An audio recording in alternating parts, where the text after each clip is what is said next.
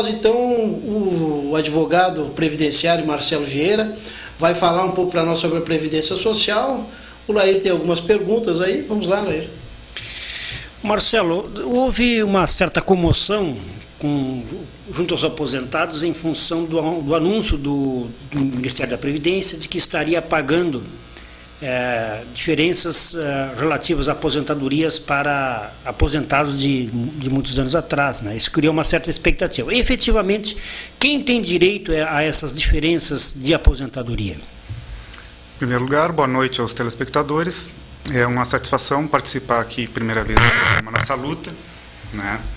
E respondendo a tua pergunta, Lair, isso diz especificamente ao que se chama o teto. Tem direito a essas diferenças os segurados que recebiam o valor máximo que a Previdência Social paga. Então, é um número dentro do universo de beneficiários da Previdência Social, é um número bem restrito. No país todo, é em torno de 117 mil que tem direito, né? Quem são essas pessoas? É as pessoas que recebiam o valor máximo que a Previdência Social pagava, né? E isso se deve a duas mudanças que ocorreram, uma em 1998 e outra em 2003, onde foi reajustado o valor do teto, né? Só que esses benefícios dessas pessoas não seguiram esse reajuste, então daí que vem essa perda que essas pessoas têm direito. Então, exclusivamente para aqueles que recebiam o máximo valor permitido pela legislação, né? Então, é um número pequeno, né? Então, a notícia aqui é muito boa, mas a gente tem que dizer que quem ganhava abaixo do teto nem se preocupe em buscar, enfim, para receber essas diferenças, porque não as tem, efetivamente. Uma outra questão que ainda há muita dúvida, né, é com relação à idade mínima para a aposentadoria na iniciativa privada. Nós tivemos uma reforma da Previdência em 98, se não me engano, e outra em 2003, né, que alteraram as regras, né? Então, muita gente tem que tem uma idade mínima para a aposentadoria na iniciativa privada. Tem ou não tem idade mínima para a aposentadoria para os trabalhadores da iniciativa privada, como os da alimentação? Não existe idade mínima para aposentadoria por tempo de contribuição. Aquela que antigamente chamava aposentadoria por tempo de serviço, que numa dessas reformas que tu manifestou, houve essa alteração de nome. O que é necessário para a aposentadoria do regime geral de Previdência Social? Os trabalhadores em geral. Para o homem, 35 anos de contribuição. E para a mulher, 30 anos, independente da idade que tiver. O cara começou a trabalhar aos 15, trabalhou 35 anos corrido, fechou com 50 anos, ele tem 35 anos de contribuição, se aposenta. Pode se aposentar. Ele vai ter um prejuízo por outro probleminha que existe aí, que é o chamado fator previdenciário, né? Mas quando ele atingir os 35 anos, ele pode se aposentar. Ele vai ter uma perda em função do fator previdenciário. Pode ser aconselhável para ele não se aposentar imediatamente para aumentar um pouco a sua... Com certeza. Se ele puder continuar trabalhando, é o ideal. E com 30 anos? Com 30 anos, aí é a aposentadoria proporcional para o homem. Sim. Aí já é mais complicado, que tem que retornar lá a 16 de dezembro de 98, quando teve a emenda 20, né, que eles criaram o chamado pedágio, né? Então, tu tem que fazer um cálculo, ver lá em 16 de dezembro de 98 quantos anos de contribuição o trabalhador tinha, né?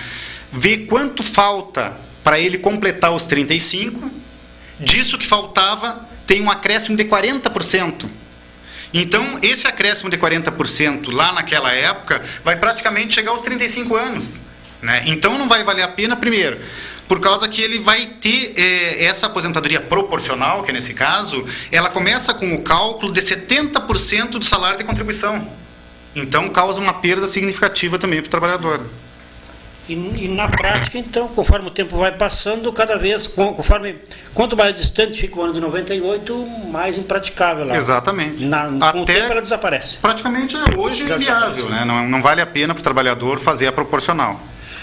O trabalhador que vai se aposentar por idade, que não atinge 35, no caso do homem, 35 anos de contribuição, não vai atingir mesmo, ela atinge a idade antes. Ele precisa de ter uma carência acho que não é a palavra certa, mas ele precisa ter um tempo de contribuição?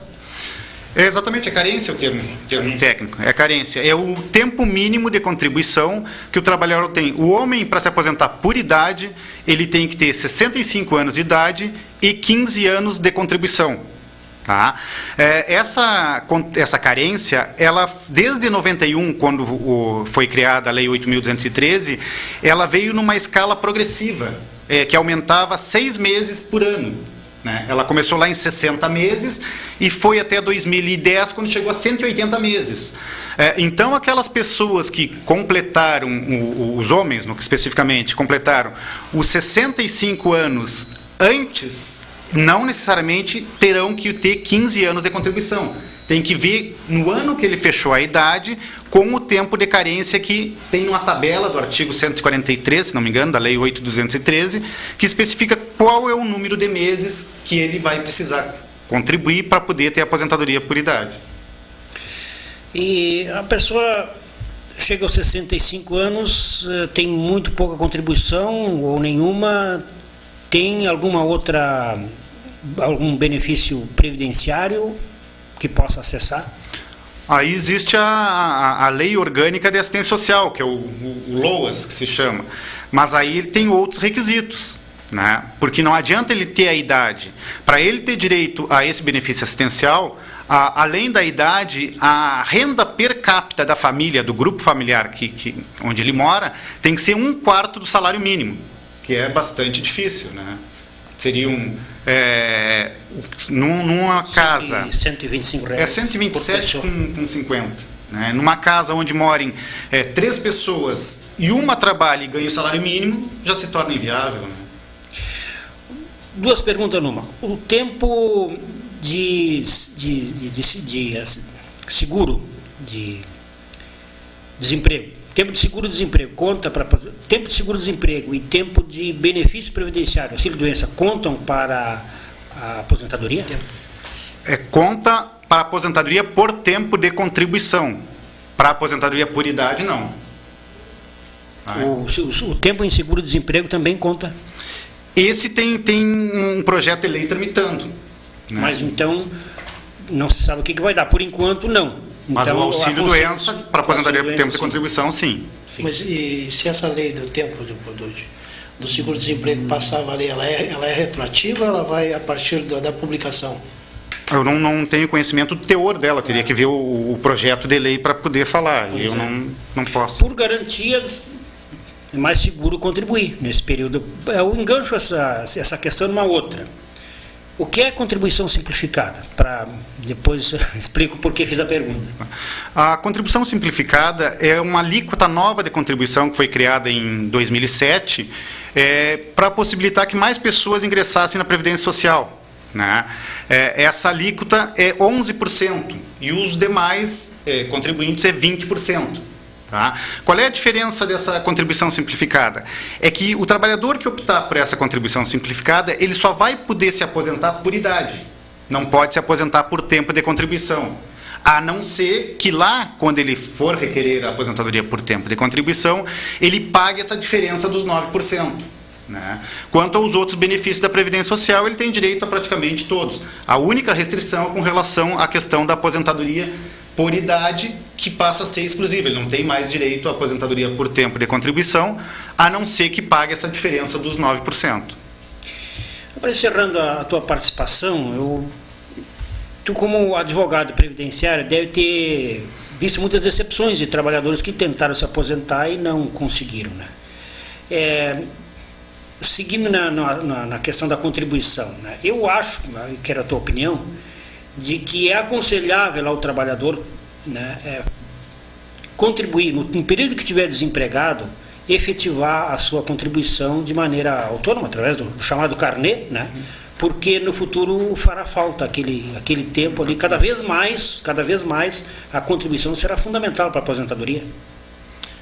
E ainda mais com essa possibilidade da contribuição essa reduzida, né, que, a não ser que ele já esteja muito próximo de se aposentar por tempo de contribuição, não vale a pena ele fazer essa escolha, né? da alíquota reduzida, mas ele pode contribuir por 20, no percentual de 20% do salário mínimo, né, e se aposentar normalmente por tempo de contribuição. Mas se falta bastante tempo para ele atingir o tempo de contribuição e ele vai chegar antes na idade, vale a pena ele contribuir com essa alíquota reduzida de 11%, né, que hoje é R$ 59 do salário mínimo, em torno disso aí. Né? E a alíquota de 20% dá R$ 109.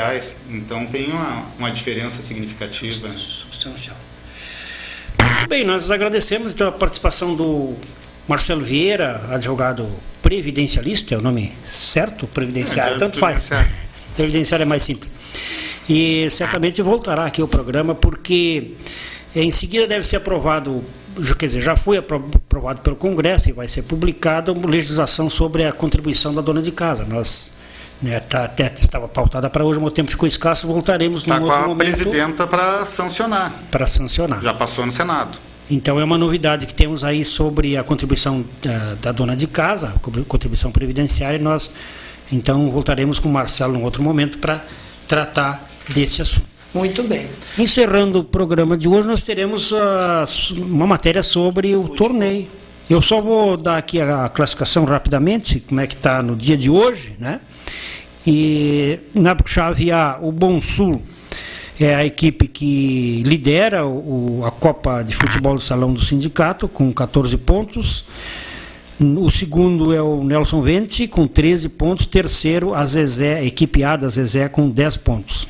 Na chave B, os 3 primeiros colocados são a Josapar com 15 pontos, o Marfrig com 12 e o Castro com 11. Ontem teve futebol e muitos gols, o que tu acompanhou lá. Bastante gols, 2 partidas muito disputadas, né? Houve um empate entre a Seriale e o Bom Sul, um jogo bem acirrado. O Bom Sul ganhou todo o tempo, praticamente. No final a Seriale conseguiu empatar, houve até cartão vermelho, mas nada de demais. Foi um jogo bom, com poucas faltas, bom futebol. A primeira partida foi, me fugiu agora o resultado, foi 8-4, se eu não me engano, para Nelson Vente. Puxa vida, me fugiu. Mas também foi um jogo muito disputado, boa partida. Enfim, as partidas têm ocorrido muito disputadas. Assim, o nosso torneio está indo aí de vento em popa, com a previsão de final no mês de outubro. Agora temos a matéria ainda de quinta-feira passada, com os jogos da rodada da semana passada.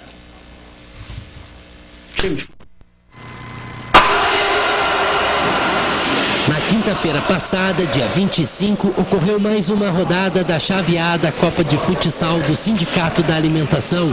O primeiro jogo, a Nelson Vende venceu por 5-1 a equipe da Family.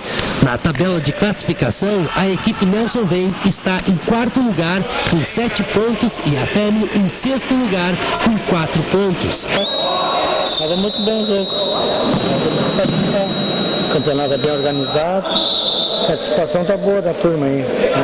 A turma está bem organizada, está bom o campeonato. Agora temos que participar só, né? Participar todo mundo junto. Porque jogamos, os outros times foi melhor. O time é melhor do que o nosso. Mas é bom o time. O nosso jogou bem, só não conseguimos fazer os gols. No segundo jogo, a equipe ZZA venceu de virada a Seriale A por 6-4, ficando em 3º lugar na tabela de classificação com 7 pontos. Mesmo com a derrota, a Seriale A se mantém no 2º lugar com 9 pontos.